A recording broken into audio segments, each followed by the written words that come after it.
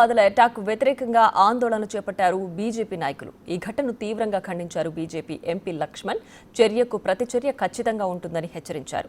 అమాయకులైన పర్యాటకులను చంపడం బాధాకరమని అంటున్న బీజేపీ నేత లక్ష్మణ్తో మా ప్రతినిధి Rana face to face. Jammu Kashmir పహల్గామ్లో జరిగినటువంటి ఉగ్రదాడికి వ్యతిరేకంగా బీజేపీ నేతలందరూ కూడా ఇవాళ అంబేద్కర్ స్టాచ్యూ దగ్గర ఆందోళన వ్యక్తం చేసిన నేపథ్యంలో ప్రస్తుతం మనతో పాటు రాజ్యసభ సభ్యులు కె లక్ష్మణ్ గారు ఉన్నారు. సార్, ఏంటి ఒక్క హిందువులనే టార్గెట్ చేసుకొని నిన్న జరిగినటువంటి ఉగ్రదాడిని ఎట్లా చూస్తారు మీరు? నిన్న నేను స్వయంగా శ్రీనగర్లో పార్లమెంట్ అకౌంట్స్ కమిటీ సమావేశంలో పాల్గొంటున్నప్పుడు మధ్యాహ్నం ఈ వార్త తెలిసింది. గత 2 రోజులుగా మేము గుల్మార్గ్ లాంటి ప్రాంతాలు పర్యటన చేస్తున్నప్పుడు పార్లమెంట్ సభ్యులందరూ కూడా పార్టీలకు అతీతంగా ఆ అభివృద్ధిని చూసి కొనియాడుతూ ఉన్నారు. 370 ఆర్టికల్ రద్దు తర్వాత కోట్లాది మంది భారత పౌరులే కాకుండా విదేశీయులు కూడా ఆ యొక్క కాశ్మీర్ యొక్క అందాన్ని ఆస్వాదిస్తూ అక్కడ ఉన్నటువంటి పర్యాటక రంగాన్ని కూడా ఏ రకంగా అభివృద్ధి చెందిందో వారు కుటుంబ సమేతంగా వచ్చి అక్కడ వారు గడుపుతూ ఉంటే పాకిస్తాన్ సహించలేకపోతున్నది.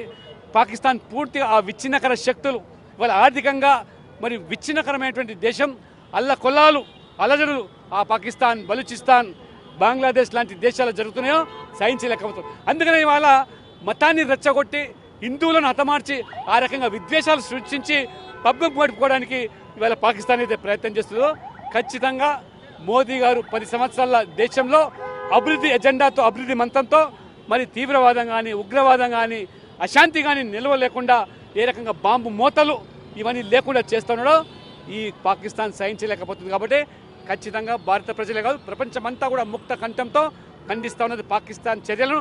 ఇప్పటికైనా పాకిస్తాన్ ఉగ్రవాద దేశంగా ప్రకటించాల్సిన సమయం ఆసన్నమైందని చెప్పి కూడా ఈ సందర్భంగా నేను కోరుతా ఉన్నాను. గతంలో చూసాం ఇతర మతస్థులపైన వేరేపైన దాడులు జరిగినప్పుడు కానీ సుడో సెక్యులరిజం అంతా కూడా పెద్ద ఎత్తున కూడా ప్రచారం చేశారు, పోస్టులు పెట్టారు. కానీ ఇంత పెద్ద సంఘటన జరిగినా కూడా చాలా మందికి కామ్గా ఉన్నారు. ఏం చెప్తారు మీరు?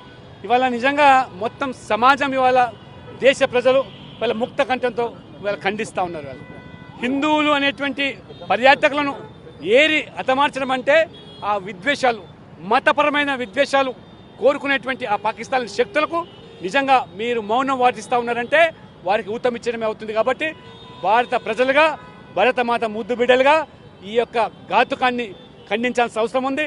కాబట్టి ఇవాళ హిందువులను అమాయకులను ఆ రకంగా పర్యాటకులు ఆ కాశ్మీర్ అందాలను తిలకించడానికి వచ్చిన వాళ్ళను చంపడం అంటే మొత్తం భారత ప్రజలు ఇవాళ కులాలకు మతాలకు అతీతంగా ఈ ఉగ్రవాదులు లేదా ఈ యొక్క హింసను ప్రేరించే శక్తులను ఎదుర్కోవడానికి ఒకటి కావాల్సిన సమస్య ఆసన్నమైందని చెప్పుడుగా ఈ సందర్భంగా నేను కోరుతాను. ప్రధాని గారు సౌదీ అరేబియాలో ఉన్నారు, మరోపక్క అమెరికన్ వైస్ ప్రెసిడెంట్ కూడా ఇక్కడికి వచ్చారు. ఈ క్షణంలో ఇట్లా భారత్ పైన దాడి చేయడం వల్ల ఇట్లా ఏం మెసేజ్ ఇద్దామని వాళ్ళు భావించి ఉంటారు? మనం ఎలాంటి టార్గెట్ ఉండబోతుంది నెక్స్ట్? వారు ఎటువంటి సందేశం ఇవ్వాలనుకున్నా వారు ఇవాళ మరి కొరివితో తలగొక్కున్నట్టుగా ఇవాళ భావించాల్సి వస్తుంది. మోదీ గారు సౌదీ అరేబియా పర్యటన ఏ రకంగా సౌహృద్భుత వాతావరణాన్ని పొరుగు దేశాలతో దౌత్య సంబంధాలు మెరుగుపరుచుకుంటుంటే పాకిస్తాన్ ప్రపంచంలో ఏకాకి అవుతున్నది ఇవాళ. అందుకనే ఇవాళ నిన్న జరిగిన సంఘటన తర్వాత ప్రధానమంత్రి మోదీ గారు తిరిగి అర్ధాంతరంగా రావడమే కాకుండా కేంద్ర హోంశాఖ మంత్రి స్వయంగా అమిత్ షా గారు మేము శ్రీనగర్లో ఉన్నప్పుడే వారు రావడం జరిగింది. ఖచ్చితంగా వారు సమీక్షిస్తున్నారు.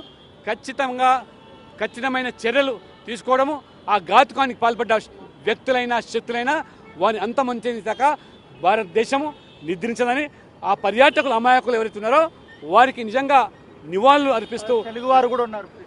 అనేకం కులాలకు అతీతంగా ప్రాంతాలకు అతీతంగా ఆ ప్రజలు కాశ్మీర్ను తిలకించడానికి వెళ్తే దొంగ దెబ్బ తీసినటువంటి పాకిస్తాన్ను ఖచ్చితంగా భారత ప్రజలు ఎదుర్కొంటారు.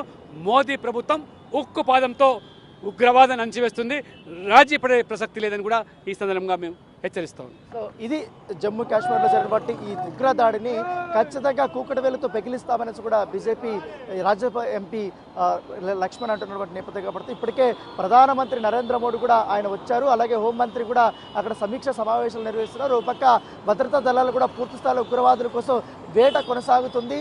దొరికిన వాళ్ళు దొరికినట్టుగానే మేము గుణపాఠం చెప్తామనేసి కూడా బీజేపీ నేతలు వారు చెప్తున్నటువంటి పరిస్థితి.